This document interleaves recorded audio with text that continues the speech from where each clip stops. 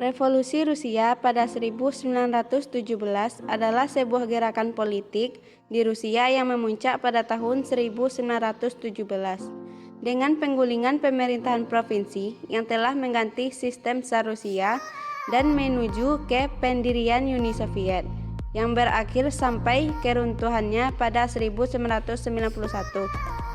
Perkembangan komunis di Korea Utara dan Kuba. Bagi Korea Utara dan Kuba, sistem demokrasi komunis membuat suatu sistem pemerintahan negara menjadi lebih stabil karena hanya dikuasai oleh satu partai penguasa saja, yaitu Partai Komunis, sehingga pemerintah akan menjadi lebih kuat dari rakyat. Semua kebijakan yang dibuat pemerintah akan mampu diterapkan karena digunakannya sistem otoriter atau kemungkinan pemaksaan.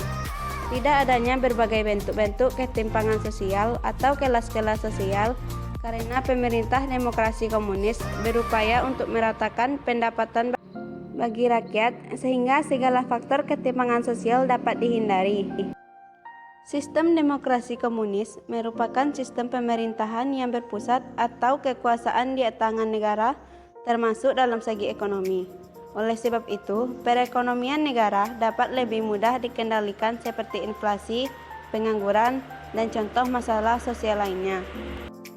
Jarang terjadinya suatu krisis ekonomi sebagai salah satu masalah negara berkembang karena kegiatan perekonomian berpusat pada negara dan direncanakan oleh pemerintah.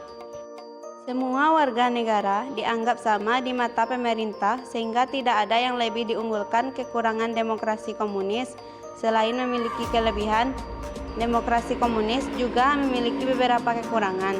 Di antaranya adalah karena kekuasaan di tangan pemerintah dan negara jadi berkemungkinan adanya tindakan sewenang-wenang oleh pemerintah terhadap rakyatnya.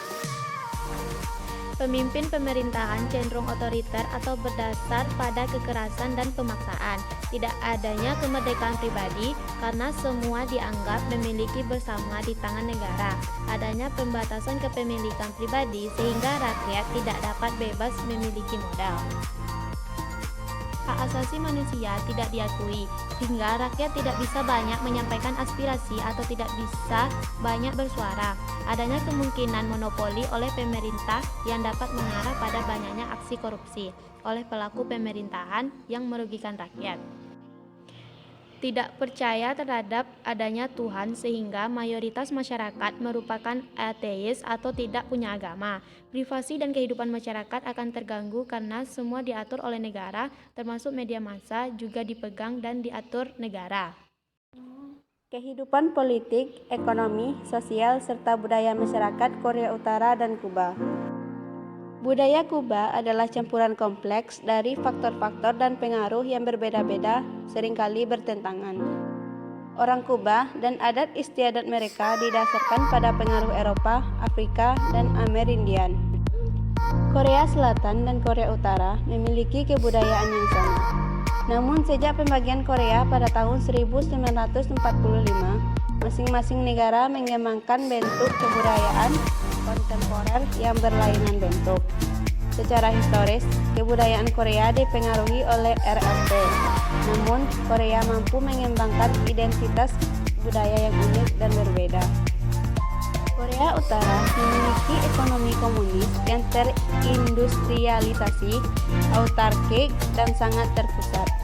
Dari 5 negara sosialis yang tersisa di dunia, Korea Utara adalah salah satu dari 2 negara bersama dengan Kuba dengan ekonomi yang dimiliki negara dan direncanakan oleh pemerintah sepenuhnya. Ekonomi Kuba adalah ekonomi terencana yang didominasi oleh perusahaan-perusahaan yang dikelola negara. Pemerintah Kuba memiliki dan mengoperasikan sebagian besar industri dan sebagian besar tenaga kerja dikerjakan oleh negara. Setelah jatuhnya Uni Soviet pada tahun 1991, Partai Komunis Kuba yang berkuasa mendorong pembentukan koperasi, pekerja dan wirausaha. Namun, kepemilikan pribadi yang lebih besar dan hak pasar bebas diberikan oleh Konstitusi 2019. Juga diakui bahwa investasi pasar asing di berbagai sektor ekonomi Kuba juga meningkat sebelum tahun 2019.